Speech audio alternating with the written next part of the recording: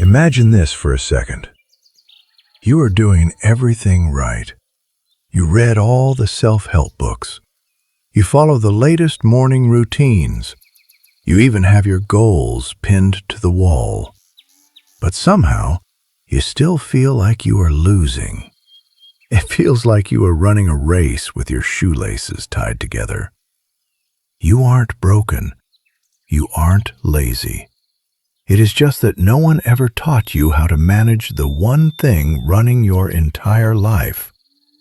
I am talking about your own mind. It sounds dramatic, I know, but stay with me here. For a long time, I looked like I had it all together. From the outside, I was on track. But inside my head, it was a different story. It was a constant hum of doubt. It was like a dripping faucet that never shut off. I was doing the right things, but I was exhausted. I was disconnected from the person I wanted to be. Welcome to Elite Summaries. If you are ready to finally understand how your internal machinery works, you are in the right place. Before we dive into the secrets of the mind, take a moment to subscribe. Hit that notification bell so you never miss a guide to a better you. Now, let's talk about why you feel stuck. Most of us think our problems are outside of us. We think we need a better job or a better relationship. We think peace will follow once we find the perfect system. But control never comes that way. Real control starts in a place you've probably ignored. Think about how you start your day. Your feet haven't even touched the floor yet. But where is your mind? It is already inside your phone. You are scanning notifications. You are rehearsing conversations that haven't happened. You are worrying about deadlines that are hours away. Your very first moments of the day belong to someone else. They belong to whoever emailed you or messaged you. You have handed over the steering wheel before you've even had breakfast. I lived like this for years. I was in a constant state of reaction. Something would happen and I would respond immediately. There was no gap. There was no pause. I just obeyed every thought like it was an order from a general. If a thought flashed by, I followed it. If an emotion surged, I let it drive. I thought this was just how life worked. I thought stress was something you just had to endure. I even wore my emotional sensitivity like a badge of honor. But there is a huge difference between feeling deeply and being controlled by those feelings. Here is the truth that changed everything for me. The way you think is not who you are. Read that again if you have to. Those automatic patterns in your head, those emotional spirals, they are not your identity. They are just software. And the good news is that software can be rewritten. But you can't rewrite something you haven't examined. Most of us learn math and history. We learn how to file taxes. But nobody sits us down and explains how the mind actually works. One afternoon, I was sitting in a coffee shop. I caught myself in the middle of a mental spiral. I had just read a mildly critical message from a coworker. My body reacted instantly. My jaw was tight. My breathing was shallow. My mind was already building a defense I didn't even need. But for the first time, I noticed it. I didn't just feel the emotion, I noticed the pattern. I saw how fast my system activated over something that didn't really matter. That moment of seeing is called awareness. It sounds simple, but it is the most underrated force in psychology. You cannot change what you cannot see. We are all running complex emotional programs, Most of them are recycled fears wearing new outfits. Our reactions aren't spontaneous. They are rehearsed responses we've practiced for decades. But everything can be trained. It's like a muscle. It's like learning an instrument. It requires consistency without an immediate reward. If you've read every book but still feel stuck, this is for you. The problem was never your effort. The problem was that no one showed you how you were wired. Let's look at your thoughts. I used to treat every thought like a news flash. If my mind said it, I believed it. I never asked for a second opinion. I had a strange loyalty to my own internal voice. But my mind was like a paranoid roommate. It used my history against me. A small mistake at work became a verdict. You're not good enough. A silence in a conversation became proof. They're bored of you. My mind wasn't narrating reality. It was writing fiction and calling it fact. Living like that is exhausting. It's like living next to a fire alarm that goes off every time someone makes toast. You can't tell the difference between a real emergency and burnt bread. Everything feels urgent. But thoughts are not facts. They feel like facts, but they are just interpretations. They are stories filtered through your past. Your brain didn't evolve to make you happy. It evolved to keep you alive. It scans for threats. It exaggerates risks. It's running survival software on modern hardware. Once I understood this, I started questioning everything. When a thought felt heavy or urgent, I asked a simple question. Is this a fact, or is this an interpretation? Almost every time, it was an interpretation. That one question created a distance. I could look at a thought without becoming it. Instead of saying, I am not good enough, I said, I notice I am having the thought that I am not good enough. That is the difference between drowning in a river and standing on the bank watching it flow. This isn't about positive thinking. It's about not believing every story your mind tells you. When you stop engaging with every worried prediction, the volume goes down. You realize your thoughts are remarkably repetitive. The same fears just show up in different costumes. If a thought has been wrong 200 times before, why believe it on time 201? Treat your thoughts like weather. Some days are sunny, some are stormy, but none of it defines the sky. Clouds pass through, but the sky remains. Now, let's talk about emotions. I used to think they were the most authentic part of me. If I felt angry, it meant I was wronged. If I felt anxious, it meant I was in danger. I thought being an emotional person was a fixed trait like eye color. It was my shield and my excuse. But shields don't just protect you.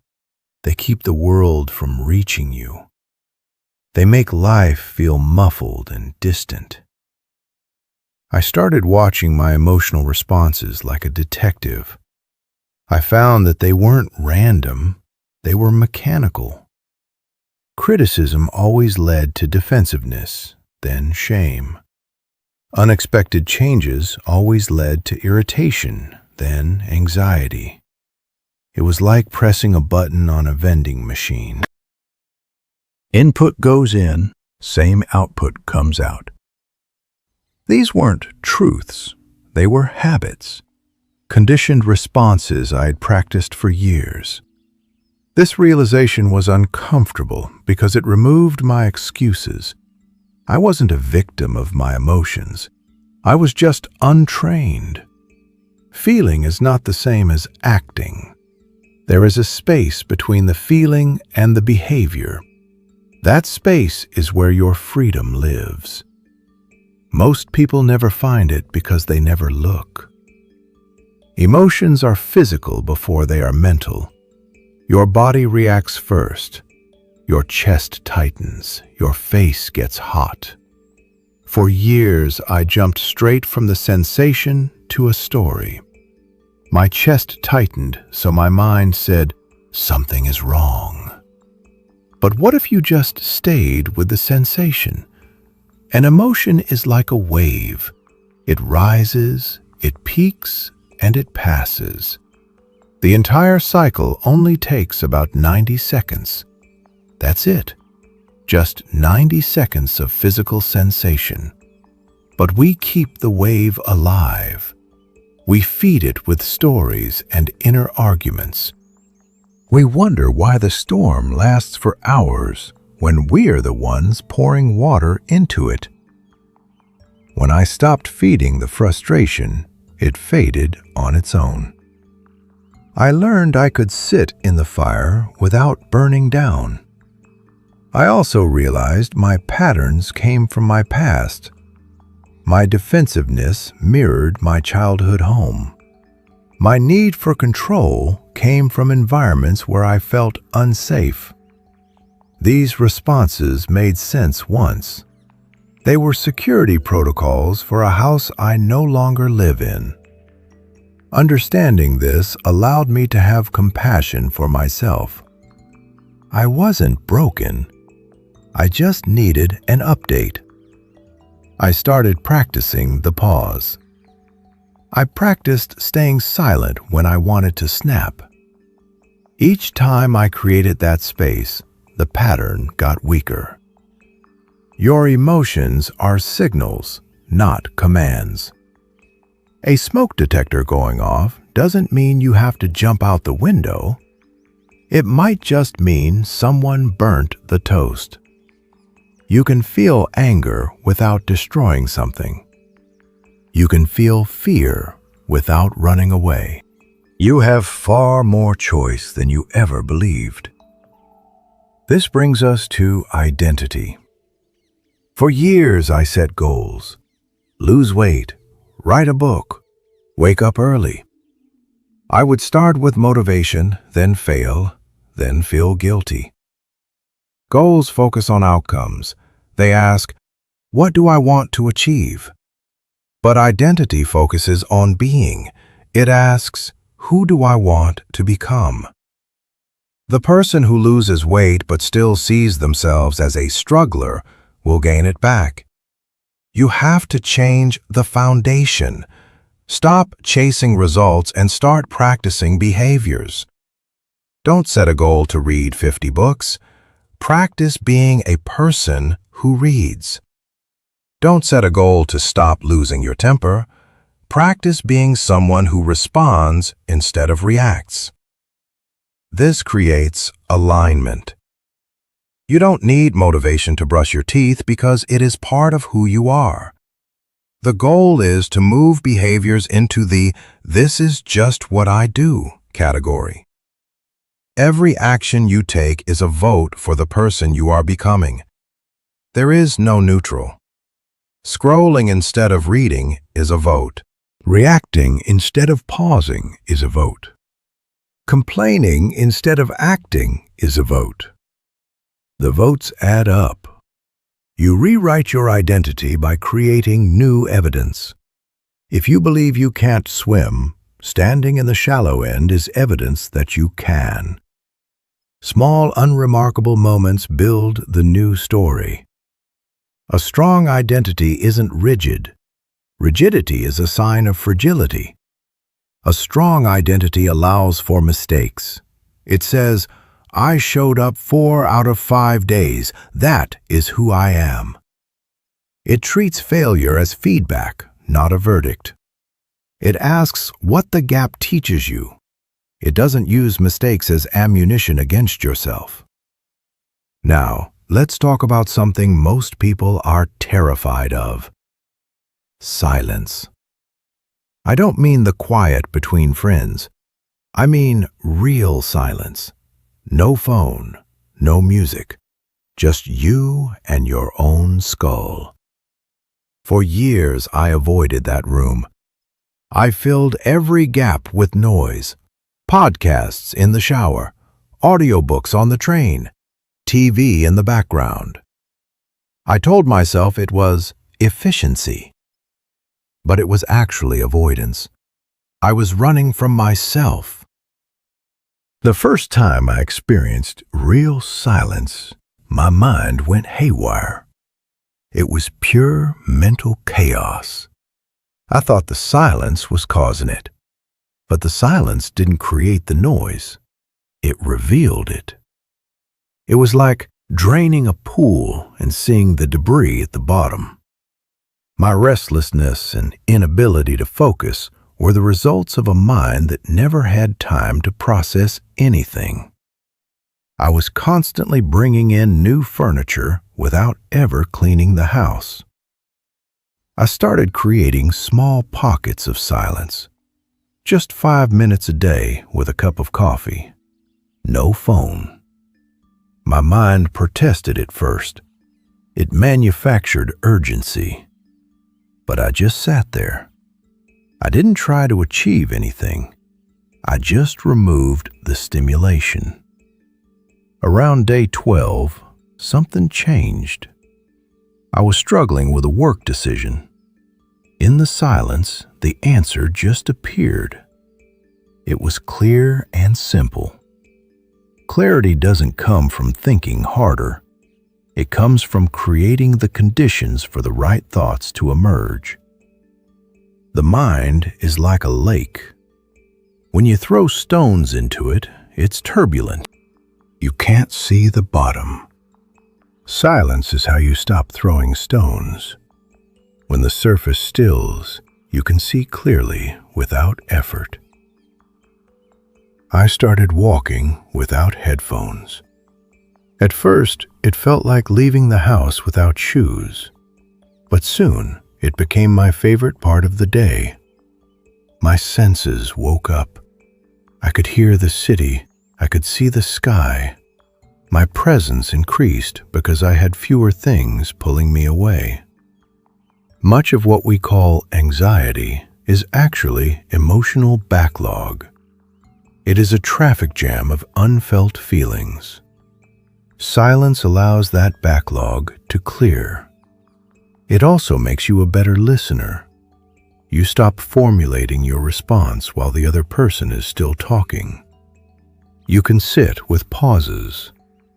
You speak less impulsively. Your words carry more weight because they passed through stillness before they left your mouth. You don't need a month-long retreat. You just need consistency. A few minutes in a parked car, 5 minutes before bed. Your mind already knows how to settle. You just have to stop preventing it. Remove the stimulation and the settling happens on its own. It is like a river running clear once you stop stirring the mud. Finally, remember that thinking is a skill. It is not a fixed birthright. I used to think some people were just born calm. I thought I was born a worrier. But thinking is a trainable capacity. It is about the quality of your inner life. How fast do you react to stress? How much time do you spend in mental loops? These are trained abilities. If you practice reactivity, you become more reactive. If you practice awareness, awareness becomes your default. Nobody is born thinking clearly. We are born with survival machines. Clear thinking is an upgrade you have to install manually. Most people never install it.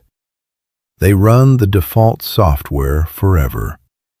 They consume information but never train discernment. Training doesn't look impressive. It looks like pausing for 3 seconds before hitting send on an angry email. It looks like sitting still when you want to scroll. Transformation happens through micro adjustments. A river carves a canyon through repetition, not one violent flood. Stop trying to fix your mind. Start working with it. Your mind isn't a defect. It is a starting point. Training requires patience. Your mind will argue against its own training. It will tell you this isn't working. That is just the old pattern defending its territory. Don't listen. You wouldn't judge a musician after one practice session. Awkwardness is the price of admission. Thinking improves in layers. First is awareness, then distance, then choice. Finally, stability. You can't skip layers, and there is no finish line. Clear thinking is a daily practice. The goal isn't to never get muddy. The goal is to clear faster. The metric is how quickly you return to awareness after you've lost it. Nothing about your mind is permanently broken. You were shaped by repetition and habit. And you can be reshaped the same way. Real change begins in the moments most people dismiss. A pause, a questioned thought, a few minutes of silence. These are the raw materials of a new life. You will still have hard days. You are still human. But now you have awareness. You have the ability to choose how much power you give to the noise. Trust the process, even when it feels slow. Something is changing quietly beneath the surface. You are no longer at the mercy of your thoughts. You are the one who notices them. Thank you for spending this time with me here at Elite Summaries. Keep practicing, keep noticing, and remember, your real life begins the moment you become aware.